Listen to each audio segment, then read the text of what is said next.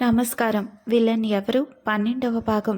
ఇక కథలోకి వెళ్తే అనన్య ఫోన్ కింద పడేసి పరుగులు తీస్తుంది. ఏమైందో అర్థం కాక వెనకాలే అనిల్ పరిగెడుతూ అనన్య అంటూ తనని పట్టుకొని, అనన్య రిలాక్స్, ఏమైంది, విషయం చెప్పకుండా ఇలా ఏడుస్తూ పరుగులు పెడుతున్నావు, ఎవరు నీతో ఫోన్లో మాట్లాడింది, అసలు ఏమైంది అంటున్న అనిల్తో విషయం చెప్తున్న అనన్య వైపు షాకింగ్గా చూస్తున్న అనిల్ దగ్గరకు అనురాధ, రమేష్ గారు కూడా వచ్చి విషయం వింటారు. ఆ ఫోన్ చేసింది అక్షర పాప. తనకు సడన్గా మాట వచ్చింది. అమృత వదినకు నొప్పులు మొదలయ్యాయట. సుగుణమ్మ ఆంటీని నిద్ర లేపిందట. ఆవిడ ఎందుకో ఉలుకు పలుకు లేక అలాగే పడుకుని ఉందంట. ఆవిడికి ఏమైందో అసలు తెలీదు. వదిన నొప్పులు పడుతుంటే ఆ చిన్నారి తల్లి ఆనంద్ అన్నయ్యకు కాల్ చేసిందంట. అన్నయ్య థియేటర్లో ఏదో డెలివరీ కేసులో ఉన్నాడు. పాపకు ఏం చేయాలో దిక్కుతోచక నాకు కాల్ చేసింది అంటూ ఏడుస్తూ చెప్తుంది అనన్య.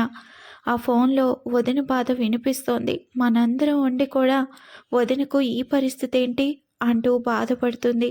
అందరూ కలిసి ముందు పదండి వెళ్దాం అంటూ కార్ తీస్తాడు. అనిల్ ఫాస్ట్గా డ్రైవ్ చేస్తుంటాడు. అనన్యకు అనురాధ గారు ధైర్యం చెప్తూ ఉంటారు. అనన్య, మీ వదిన చాలా మంచిదమ్మా. అమృతకు అంత మంచి జరుగుతుంది. నాలో ఈ మార్పు తెచ్చింది కూడా మీ వదినేనమ్మా అనగానే ఆశ్చర్యంగా కళ్ళు తుడుచుకుంటూ, అవునా అత్తయ్య అని అడుగుతుంది. అవునమ్మా, నేను మీ మామయ్య కెనడా ట్రిప్కు వెళ్ళాం కదా, అక్కడ మీ మామయ్యకు హార్ట్ స్ట్రోక్ వచ్చింది. మీకు కాల్ చేసి చెప్పే పరిస్థితి కూడా లేదు. అక్కడ హాస్పిటల్కు తీసుకువెళ్ళాను. ఎవరో ఇండియన్ ఒక ఆయన చూసి సాయం చేశాడు. మాటల్లో అతని ఫ్రెండ్ ఆనంద్ అని తెలిసి వెంటనే మీ అన్నయ్య ఆనంద్, రమేష్ గారికి కావలసిన వైద్యం కేవలం ఆనంద్ మాటతో జరిగిపోయింది. మేము నిన్ను బాగా చూసుకోకపోయినా అతను మనసులో ఏమీ పెట్టుకోలేదు. మీ మామయ్య కోలుకున్నాక ఒకరోజు అమృత కాల్ చేసింది నాకు. మా అనన్య మీ ఇంట్లో ఎంత ఇబ్బంది పడుతోందనేది నాకు తెలుసు. తనని మీరు ఎంతగా బాధ పెట్టినా ఒక్కసారి కూడా మనసు విప్పి ఆ బాధను మాతో పంచుకోలేదు. తన బాధను డైరీలో చదివాను. కానీ ఈ విషయం ఆనంద్ గారికి చెప్తే ఆయన మనసు బాధపడుతుంది. అనిల్ అనాథ అని పరిచయం చేసుకున్న రోజే అతన్ని ఆదరించాం మేము. అలాంటిది మీ డబ్బు కోసమే మా అనన్య ఎరవేసిందని ఎలా అనగలిగారు? మా అనన్య బంగారం. తనను మీరందరూ అపురూపంగా చూసుకుంటున్నారని ఆనంద్ గారికి నేనే అబద్ధం చెప్పాను. అందుకే ఆయన మనసులో ఏమీ పెట్టుకోకుండా అంకుల్కు సహాయం చేశారు. కానీ తన చెల్లి కన్నీళ్లకు మీరందరూ కారణం అని తెలిస్తే మాత్రం మీ అంతు చూస్తాడు. ఆయన మంచికి మంచి, చెడుకి చెడు. అందుకే నేను ఆయనతో చెప్పలేదు. మా అనన్య అనిల్పై ప్రేమతోనే మిమ్మల్ని క్షమించి మీ హింసలను భరిస్తూ వస్తుంది. మా అనన్య మాకేమీ బరువు కాదు. మంచిని నిలబెట్టుకుంటారో లేదో మీ ఇష్టం అని నయాన భయాన చెప్పింది. నీ పట్ల మేము చేసిన తప్పు తెలిసింది అంటూ ఇంకా ఏదో మాట్లాడబోతోంది అనురాధ. ఇంతలో కారు ఆనంద్ వాళ్ళ ఇంటికి చేరుకుంది. అంతా విన్నా అనన్యకు కన్నీళ్ళు ఆగలేదు. నాకు తెలుసు వదినా, నా బాధ చెప్పకపోయినా నువ్వు తెలుసుకుంటావని. సమస్యను పెద్దది చేయకుండా మంచితనంతోనే నా బ్రతుకు బాగు చేసావు అనుకుంటూ మనసులోనే థ్యాంక్స్ చెప్పుకుంటుంది. వదినా అంటూ లోపలికి వెళ్తుంది. అక్కడ ఎవరు లేకపోవడంతో నిర్ఘాంతపోతుంది. సుగుణమ్మను చలనం లేకుండా చూసి, ఆంటీ ఏమైంది, లేవండి అంటూ నిద్రలేపుతుంది. పాప వదిన ఏరి అంటూ అరుస్తుంది. అనిల్ అదే కారులో సుగుణమ్మను తీసుకుని వెళ్ళి హాస్పిటల్లో జాయిన్ చేస్తాడు. బీపీ రైజ్ అయ్యి స్పృహ లేకుండా పోయిందని చెప్తారు డాక్టర్స్. ఇంతలో అనన్య చుట్టుపక్కల వాళ్ళని ఆరా తీస్తుంది. ఎవరు ఏమీ ఆచూకీ చెప్పకపోవడంతో ఏం చేయాలో తెలియక వదిరా అంటూ గట్టిగా అరుస్తూ ఏడుస్తుంది. కుప్పకూలిపోతుంది ఒక్కసారిగా. అనిల్ తిరిగి వచ్చి, అనన్య కంగారు పడకు అంటూ సుగుణమ్మ ఆంటీ విషయం చెప్పి, అమ్మ నాన్న ఆంటీతో ఉన్నారు, ఆవిడ సేఫ్గా ఉన్నారు, ఇక పద వెళ్దాం, అమృత అక్క ఆచూకీ తెలుసుకోవాలి అంటాడు. ఎలా అనిల్? అన్నయ్యకు కాల్ చేశాను, తను లిఫ్ట్ చేయడం లేదు, ఇంకా డెలివరీ కేసులోనే ఉన్నాడట. ఏదో కాంప్లికేషన్ వచ్చి అన్నయ్య ఇంకా థియేటర్లోనే ఉన్నాడట, హాస్పిటల్ స్టాఫ్ చెప్పారు అంటూ ఏడుస్తుంది. ఉండు, అమృత అక్క ఫోన్ ఎక్కడుందో ముందు వెతుకు, ఏదైనా క్లూ దొరుకుతుంది అంటాడు. ఫోన్ అక్కడే పడి ఉంటుంది. అనిల్ అది చూసి ఛా ఇప్పుడెలా అనుకుంటూ, అనన్య ముందు కూల్ అవ్వు, అసలు అక్షర పాప నీతో ఏం మాట్లాడిందో క్లియర్గా గుర్తు తెచ్చుకో అనగానే ఫోన్లో మాటలు గుర్తు తెచ్చుకుంటుంది అనన్య. ఆ ఫోన్లో అక్షర పాప, ఆంటీ అమ్మకు కడుపులో నొప్పిగా ఉందంట, బామ్మ లేవడం లేదు, త్వరగా రా ఆంటీ, ఇంట్లో ఎవరూ లేరు, మీరు వస్తున్నారుగా, లేకపోతే నేనే అంటూ మాటలు ఆపేసింది అని ఆ విషయాన్ని చెప్తుంది అనన్య. అనిల్ అది విని ఆలోచనలో పడతాడు. ఆంటీ వెంటనే రండి, లేకపోతే నేనే హాస్పిటల్కు తీసుకువెళ్తా అన్నదేమో. ఆ పూర్తి కాని మాటలకు అర్థం అయ్యుంటుంది. ముందు ఈ చుట్టుపక్కల హాస్పిటల్కు వెళ్దాం, దగ్గరలో హాస్పిటల్కి ముందు వెళ్దాం పదా అంటూ ఇద్దరు పరుగున వెళ్తారు. మీ అన్నయ్య హాస్పిటల్ దూరం కాబట్టి అక్కడకు వెళ్ళరు, ముందు కార్లో వెతుకుదాం అంటూ కార్లో కొంత దూరం వెళ్ళాక కిందకు దిగి ఏదైనా ఆచూకీ దొరుకుతుందేమోనని అటు ఇటు చూస్తున్న అనన్యకు అమృత కాలి పట్టి దొరుకుతుంది. అనిల్ ఇలా చూడు అంటూ ఆ పట్టి ఆధారంగా ముందుకు నడుస్తూ వెళ్తుంటారు. అప్పటికే ఏదో మూల నుండి బిడ్డ ఏడుపు వినిపిస్తుంది. అనన్య అనిల్ పరుగున అటువైపు వెళ్తారు. అక్కడ ఎవరూ లేని ప్రదేశం కావడంతో చిన్న శబ్దాలు కూడా స్పష్టంగా వినిపిస్తున్నాయి.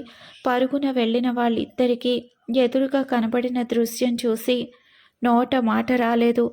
అక్షర పాప చేతుల్లో చంటిపిట్ట, చలనం లేకుండా పడుకొని ఉన్న అమృత, బిడ్డకు పొట్టుతాడు ముడివేస్తున్న ఒక పెద్దావిడ. అంతలోనే అమృతకు మరొకసారి నొప్పులు మొదలయ్యాయి. వదినా అంటూ అనన్య సాయం చేసింది. ఆ పెద్ద ఆవిడకు ఎంతో అనుభవం ఉన్నట్లుంది. ఆవిడ చాకచక్యంగా మరో బిడ్డకు కూడా పురుడు పోసింది. అనన్య పాప కలిసి చుట్టూరా చీర కట్టారు. అనిల్ వెళ్ళి ఆవిడ చెప్పిన వస్తువులన్నీ తెచ్చాడు.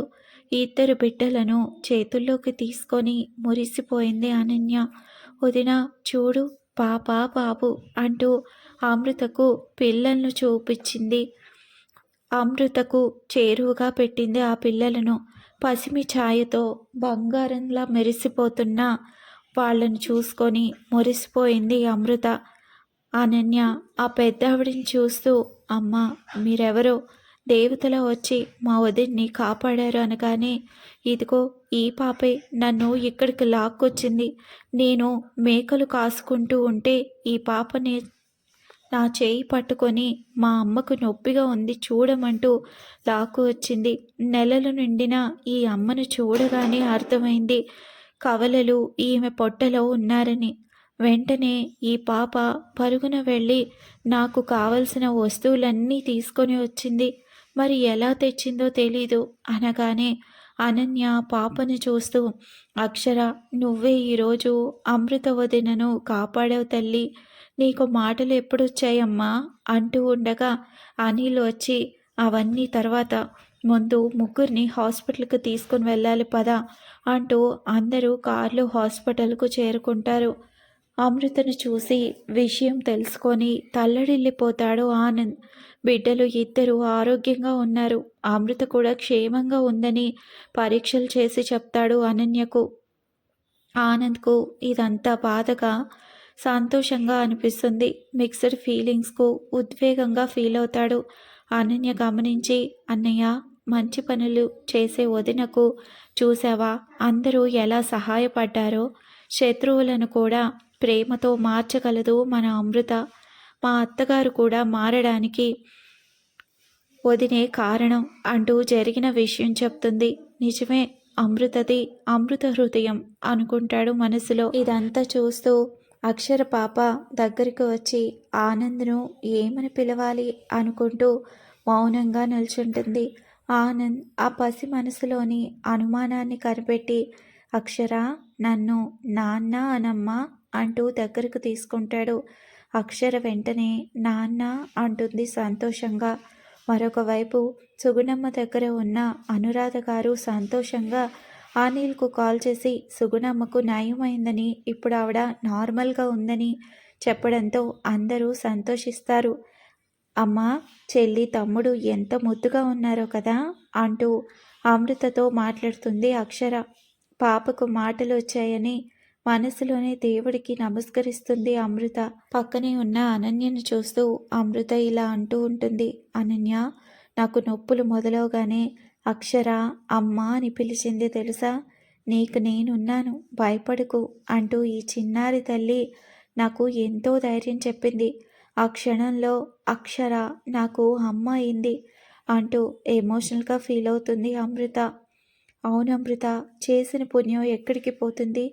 ఇషిత, రిషిలు నిన్ను మోసం చేసినా అది మనసులో పెట్టుకోకుండా వాళ్ళ బిడ్డ అయిన అక్షరను నువ్వు అమ్మలా ప్రేమించావు. రిషి తల్లిని నీకు అత్తగారైనా ఆవిడ్ను అమ్మలా ఆదరించావు. అందుకే ఆ దేవుడు నీకు సాయం చేశాడు అంటూ అమృత నుదుటిపై ముద్దు పెడుతుంది. ఇంతలో అనురాధ గారు లోపలికి వస్తూ, ఇదిగో అమ్మ అమృత, మేమెంత చెప్తున్నా వినకుండా సుగుణమ్మ గారు ఆమెకి స్పృహ రాగానే నిన్ను చూడాలంటూ మమ్మల్ని కూడా ఇక్కడికి లాక్కొచ్చారు అంటూ అనురాధ గారు రమేష్ గారులతో పాటు హాస్పిటల్కు వచ్చిన సుగుణమ్మను చూసి అమృత వెంటనే అమ్మా అంటూ పలకరిస్తుంది. అమ్మ అమృత, నువ్వు బాగానే ఉన్నావు కదమ్మా? అనురాధ గారు జరిగిన విషయం చెప్పారు. చాలా సంతోషం తల్లి, నన్ను క్షమించమ్మా. టైంకు నాకు అనారోగ్యం రావాలా?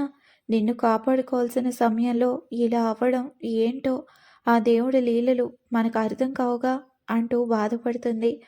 వెంటనే అక్షర పాప బామ్మ అంటూ దగ్గరికి వచ్చి సుగుణమ్మను అల్లుకుపోతుంది. బంగారం, మాటలు ఎంత బాగా వచ్చేసాయో నీకు, ముద్దుగా ఉన్నాయి నీ మాటలు అంటూ మెటికలు విరుస్తుంది.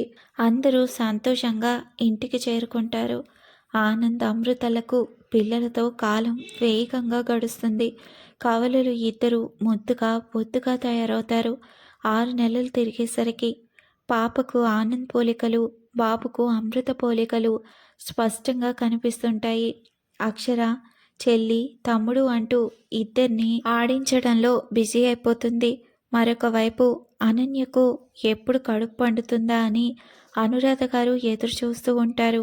ఈ బిజినెస్ చూసుకోవడానికి వారసుడు ఎప్పుడు వస్తాడో ఏంటో అనుకుంటూ ఎదురు చూస్తుంది. అనన్య అదే విషయాన్ని అనిల్తో కూడా చెప్తుంది. అనన్య ఆ మాటలు చెప్పగానే అంతా విన్న అనిల్, అనన్య, అప్పుడే మనకు పిల్లలేంటి?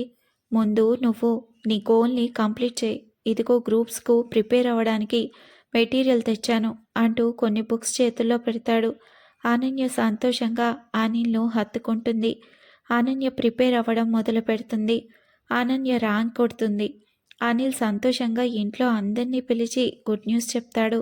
అనన్యను ఎత్తుకొని గిరగిరా తిప్పేస్తూ మురిసిపోతాడు.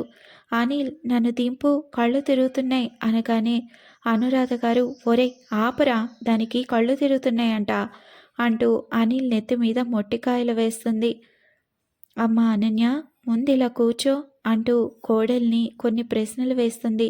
నెల తప్పిందని ఆవిడికి అర్థమవుతుంది. డాక్టర్ని పిలిచి చెక్ చేయిస్తుంది. అనన్య ప్రెగ్నెంట్ అని తెలియడంతో అందరూ సంతోషిస్తారు. ఇలా అందరి జీవితాల్లోనూ నీలి నీడలు తొలగిపోతాయి. అందరూ సంతోషంగా ఉంటారు. ఇక ఈ కథ ఇక్కడితో ముగిస్తున్నాను. ఈ కథను ఆదరించిన మీ అందరికీ పేరు పేరున ధన్యవాదాలు. మరొక మంచి కథతో మళ్ళీ రేపు మీ ముందుకు వస్తాను. Thanks for listening.